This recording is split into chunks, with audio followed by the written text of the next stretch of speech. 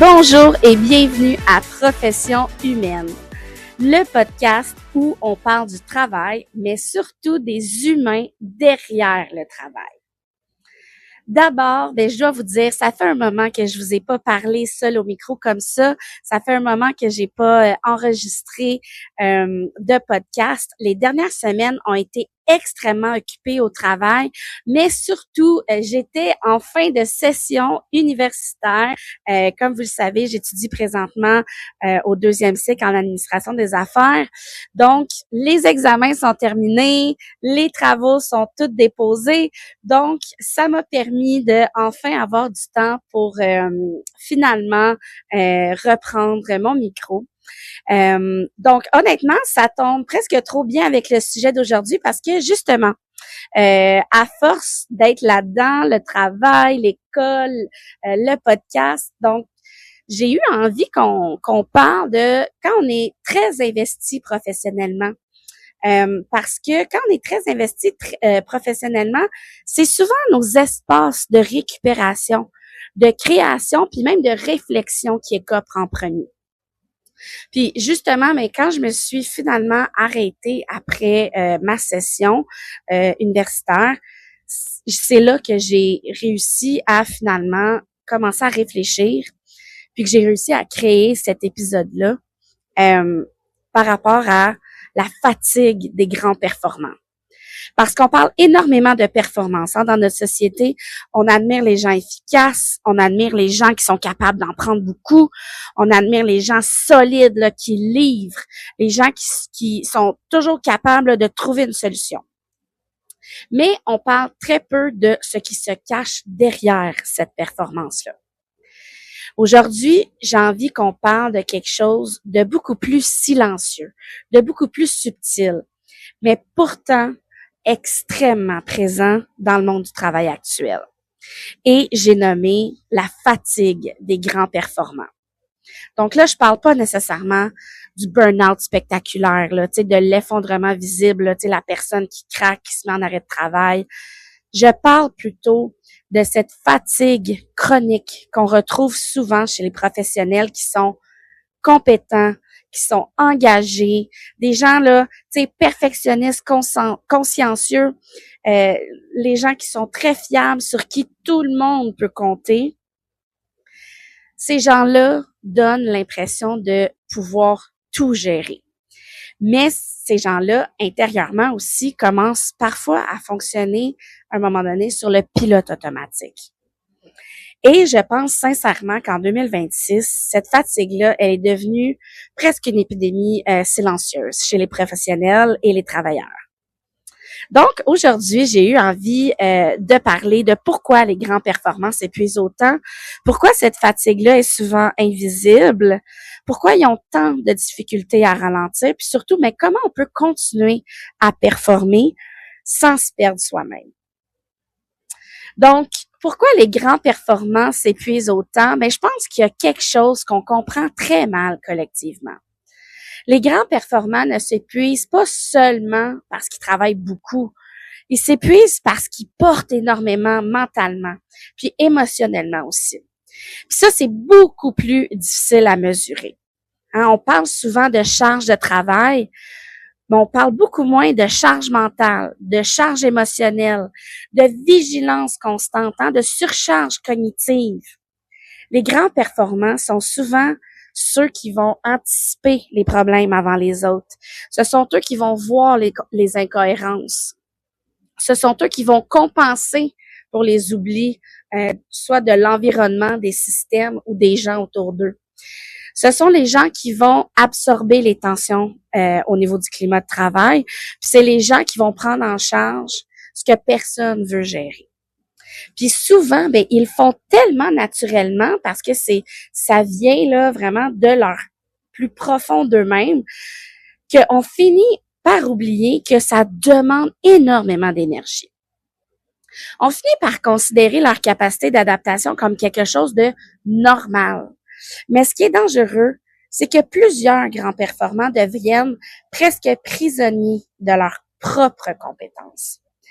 Parce que plus ils sont capables, plus on leur en donne. Plus ils sont fiables, ben plus on s'appuie sur eux. Puis tranquillement, ben ils deviennent la roue de secours émotionnelle de tout le monde, le stabilisateur de l'équipe, la personne qui rattrape les angles morts du système sans nécessairement avoir plus de soutien. Puis souvent, ben, ces gens-là, ils se plaignent même pas, hein, parce qu'ils ont développé une identité basée sur leur capacité à gérer. Je pense aussi qu'il y a quelque chose de très important ici. Les grands performants vivent rarement leur fatigue comme une fatigue physique au départ. C'est souvent une fatigue mentale, une fatigue émotionnelle, une saturation cognitive, comme j'ai dit tantôt, tu sais, comme une impression de toujours être allumé. Même quand ils travaillent pas, le cerveau continue, il anticipe, il planifie, il analyse. Puis ça devient extrêmement difficile de décrocher. D'ailleurs, il y a une étude qui a été publiée dans le Journal of Occupational Health Psychology en 2020 qui a démontré que les employés hautement engagés et performants sont particulièrement à risque d'épuisement lorsqu'ils combinent de fortes exigences psychologiques et un haut niveau de responsabilité émotionnelle. Les chercheurs parlent d'un phénomène de surengagement durable qui finit par épuiser les ressources cognitives puis émotionnelles de l'individu. Je vous invite à aller voir cette référence-là, en fait, qui est un article de Vries Baker, Job Demands, Resources Theory and Self-Regulation, comme j'ai mentionné dans le Journal of Occupational Health Psychology. Maintenant, un coup qu'on a dit ça, en gros, c'est quoi la fatigue? Cette fatigue invisible-là des gens compétents, ça sort de où? Je vais être très honnête avec vous. Je pense qu'une des choses les plus difficiles quand on est une personne performante, c'est qu'on finit souvent par associer notre valeur personnelle à notre capacité de réussir. Puis ça commence souvent très tôt dans la vie. Quand on est valorisé, quand on est jeune, hein, pour nos résultats, pour notre maturité, pour notre efficacité, pour notre intelligence, puis pour notre autonomie, ben, on développe inconsciemment une identité de performance. Hein, moi, je suis une première de classe. Puis, je sais que plusieurs personnes qui m'écoutent vont comprendre exactement ce que je veux dire. Quand toute ta vie t'a été celle qui réussit, ben tu développes presque une pression intérieure constante, sans même t'en rendre compte, là. Tu sens que tu es supposé de comprendre vite, de performer, de gérer, de réussir, puis d'être la personne là qui a toutes les réponses. Le problème, c'est qu'avec le temps, ça devient extrêmement difficile de ralentir, de demander de l'aide, de montrer que, peut-être que là, on est dépassé, puis d'accepter de ne pas exceller en tout point. Parce qu'inconsciemment, on a peur que notre valeur diminue. Je pense qu'il y a plusieurs grands performants qui vivent aussi une forme de solitude professionnelle. Parce que souvent, ils voient certaines choses avant les autres. Hein. Ils portent des enjeux beaucoup plus larges, puis ils anticipent davantage que les autres. Puis quand les autres ne voient pas ce que eux voient, ben ça peut devenir encore plus frustrant mentalement. Donc, ils commencent à compenser, puis à porter encore plus d'avantages, puis à travailler encore plus fort. Donc, tranquillement, on entre dans cette fatigue très silencieuse, cette espèce de roue qui tourne. Il y a une étude également qui a été publiée dans le Frontiers in Psychology en 2021 qui démontre d'ailleurs que les individus ayant des standards élevés de performance puis un fort perfectionnisme auto-orienté présentent beaucoup plus de fatigue psychologique chronique et de difficultés à récupérer mentalement après le travail. Donc, je vous invite à aller lire l'article de Monsieur Otto, Perfectionism and Work-Related Mental Health, a Systematic Review, dans la revue Frontiers in Psychology. Donc, pourquoi c'est pire encore aujourd'hui? Hein? Pourquoi en 2026, on a l'impression qu'on a atteint là, le paroxysme de la fatigue professionnelle. Écoutez, honnêtement, je pense que les grands performants de 2026 vivent dans un contexte beaucoup plus exigeant mentalement qu'il y a 10 ou 15 ans. C'est partout pareil, autant au niveau scolaire qu'au niveau professionnel, qu'au niveau personnel, parce que on vit dans une époque de stimulation constante, d'hyperconnexion, d'interruption qui est permanente, puis d'accélération continue. Donc, avant le travail, il y avait des limites physiques. Mais aujourd'hui, là, le travail nous suit partout. Les notifications, là, ça continue le soir, la fin de semaine, pendant les vacances. Les plateformes collaboratives comme Teams ou Slack donnent l'impression qu'on doit être constamment disponible. Hein, combien de fois j'ai entendu des collègues de travail me dire « Ah ouais, je me suis connectée hier soir à 8 heures. J'ai vu que tu étais en vert. » En voulant dire « Ah oui, toi puis moi, on travaille fort, hein, on était là, on était connectés à 8 heures. » Puis maintenant, mais avec l'intelligence artificielle, on s'entend que tout s'accélère encore plus, là. Les attentes augmentent, on produit encore plus vite. Donc, on attend encore plus de rapidité. Puis les grands performants, ben, s'adaptent souvent extrêmement rapidement à cette accélération-là. Donc, ils deviennent encore plus efficaces, encore plus réactifs, encore plus productifs. Mais le cerveau humain, lui, a toujours et encore besoin de pause, de récupérer, de silence, de lenteur. Vraiment, je pense sincèrement qu'on sous-estime énormément la fatigue cognitive moderne et l'importance de ralentir. On est devenu mentalement saturé. Puis ce qui est difficile, c'est que cette fatigue-là, elle est invisible, hein? Personne ne le voit. Personne calcule vraiment le nombre de décisions qu'on a prises dans une journée, le niveau d'attention qui a été requis durant la journée, les interruptions constantes qu'on a vécues, puis l'effort mental derrière la performance. Il y a une étude de l'université Stanford qui a été publiée en 2022 qui démontre que la surcharge numérique et les interruptions fréquentes qu'on reçoit là par les notifications justement ou par des courriels, peu importe, ça augmente significativement la fatigue cognitive, puis ça diminue la capacité de récupération psychologique des travailleurs du savoir.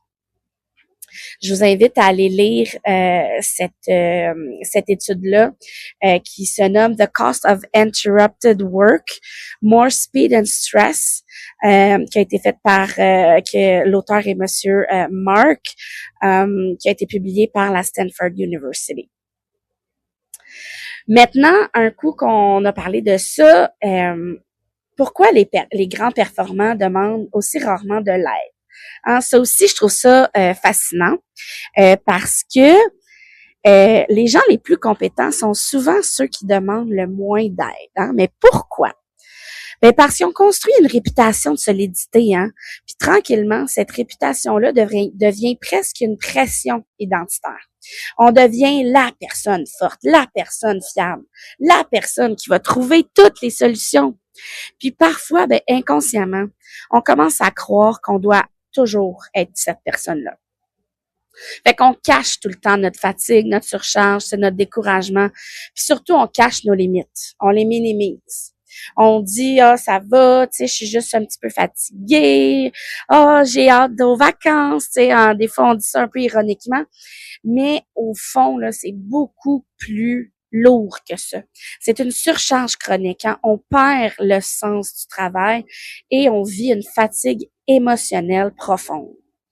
Puis ce qui est ironique, c'est que souvent, il y a personne autour qui voit rien parce que les grands performants continuent à performer malgré tout.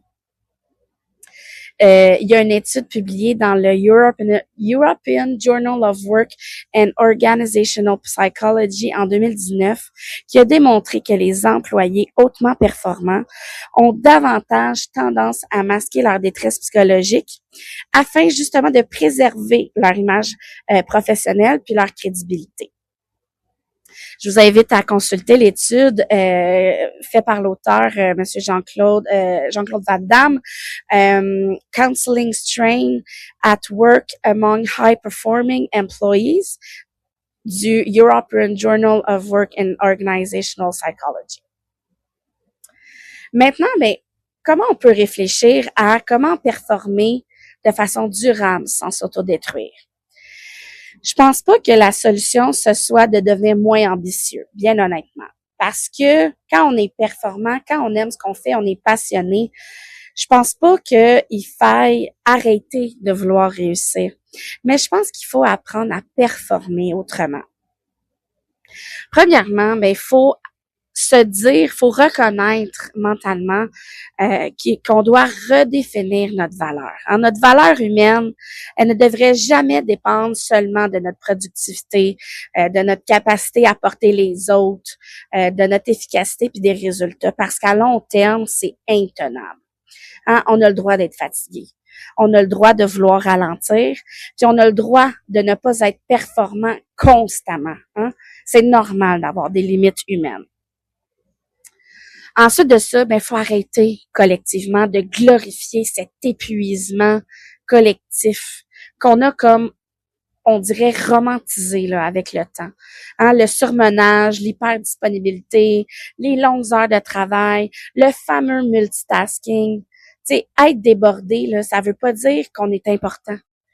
Mais être épuisé, ça veut pas dire non plus qu'on réussit. Faut accepter qu'on ne peut pas tout porter. Ça, c'est probablement un des apprentissages les plus difficiles pour les grands performants parce que ce sont eux qui voient en premier les problèmes, les risques, les incohérences. Puis souvent, c'est eux qui trouvent les solutions. Mais tout voir, ça veut pas dire que tout vous appartient. Faut se développer une maturité professionnelle qui, parfois, ça veut dire aussi de laisser certaines choses ne pas être parfaites. Prendre ce qui nous appartient. Donc, faut réapprendre aussi à récupérer mentalement, pas juste physiquement, mentalement. Parce qu'on peut être assis sur un divan en étant encore 100% cognitivement au travail. Faut réapprendre le silence. Faut réapprendre les pauses, les activités sans performance. C'est super important de se créer des moments où on le sait qu'on n'a rien à améliorer, qu'on n'a rien à optimiser. Il y a une étude qui a été publiée dans le Occupational Health Science en 2023 qui démontre que les activités de récupération psychologique, particulièrement celles sans objectif de performance, ça améliore significativement la résilience mentale des professionnels hautement engagés. Je vous invite à consulter l'étude de Monsieur Sonnentag dans le Psychological Detachment and Recovery from Work Stress du Occupational Health Science. J'espère que mon accent anglais est pas trop compliqué à comprendre. Donc, en conclusion, écoutez, je pense sincèrement qu'il y a énormément de grands performants fatigués en ce moment. Puis, je pense que c'est important qu'on ait cette discussion collective-là au niveau du monde du travail. Parce que ces grands performants-là, c'est vous, c'est moi, c'est des collègues qu'on apprécie. Il y en a beaucoup des grands performants qui sont fatigués en ce moment. Pas parce qu'ils sont faibles, pas parce qu'ils manquent de résilience, mais parce qu'ils portent énormément. Depuis longtemps, puis souvent en silence. Parfois, les gens les plus fatigués sont justement ceux qui paraissent le plus en contrôle. Donc, si vous êtes reconnu aujourd'hui dans ce que j'ai mentionné, j'aimerais vous laisser avec ceci. Votre valeur ne diminue pas lorsque vous ralentissez. Puis vous n'avez pas besoin de vous épuiser pour mériter votre place. Donc, j'espère que ça vous aura fait réfléchir. J'espère que le sujet vous aura plu. Je serais très curieuse d'entendre et de lire vos commentaires sur justement les façons que vous avez trouvées de votre côté pour récupérer cognitivement, puis ralentir, puis pour justement récupérer votre énergie. Partagez-le en commentaire, ça va me faire un grand plaisir de vous lire, puis peut-être justement de s'aider collectivement à reprendre cette énergie qui nous manque, nous, les grands performants. Donc, merci d'avoir été avec moi pour cet épisode de Profession humaine. Puis, si cet épisode vous a parlé, ben partagez-le à quelqu'un peut-être qui porte beaucoup en ce moment. Et on se retrouve très bientôt, je l'espère. Mais d'ici là, n'oubliez pas d'avoir le cœur au travail.